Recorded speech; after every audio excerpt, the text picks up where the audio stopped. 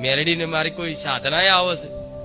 લોકો કરે છે ને અમુક મૂઠચોટ વિદ્યા કરવા અત્યારે વશીકરણ કરવા માટે એ અનુષ્ઠાન હોય, તંત્રનો મંત્રનો ઉપયોગ કરે એટલે એ શક્તિ એમને મળે.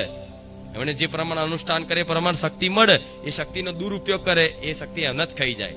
પણ જ્યારે મારા દીકરાને હંમેશા સદઉપયોગ શીખવાડ્યો છે કે હંમેશા સદઉપયોગ જ કરવાનું થાય તો કોકનું ભલું કરવાનું, પણ ક્યારેય કોઈ મૂઠચોટ વિદ્યામાં પડવાનું. કદાચ કોઈ મૂઠચોટ વિદ્યા કરી હોય ને આ ચૂકલી તો એને નષ્ટ કરતા મારા દીકરાને ફાવસ, તોડતા ફાવસ. કોકને મારતા આવડતું, બધાને મારતા આવડે, મૂઠ મારતા આવડે, વાર્તા ના આવડે.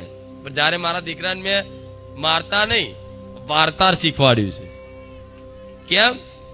મૂઠ વારવા વાળા હોય, દાખલો આલું થતું નહીં. આ બધા વેમ ના રાખતા તો કહું છું. ખાલી પેલા આવતા હતા વાદી પોમલા બધા, અત્યારે નહીં બધા. અત્યારે તો બધા ખાલી દેખાવ કરીને મારા લગાવીને ફરવા વાળા. અસલી સીધો તો દેખાતા જ નહીં. તાંત્રિકો છે પણ અત્યારે એ કે બજારમાં ના ફરતા હોય, સમજ્યા? એટલે બધું વેમ નહીં રાખવો. એ બધું થતું પેલા. અત્યારે સિદ્ધ તાંત્રિકો પણ એ બધા ક્યાં છે? કામાખ્યા બાજુ. અને એ બધા એવા એકાંતમાં કે આ બાજુ રૂબરૂ જોવાય ના મળે. તમે જંગલમાં જાઓ તો ભાગ્ય ક્યાંક જોવા મળી જાય અસલી તાંત્રિક. એટલે ક્યારેય ડરવું. અને જે મારો કુખાર મેરડીનો હોય, જે મારા રામનું નામ લેતો હોય, એ તાંત્રિક તો આમ તાંત્ર કરો ને આમ કરીને વિદ્યા કરે ને તમારી પર, તમારો ધંધો બાંધવા, મૂઠ મારવા, તો રામનું નામ હોય ને મારા જેવી મેરડીનો ભરોસો હોય તો એ વિદ્યા પાસી જાય. સમજ્યા?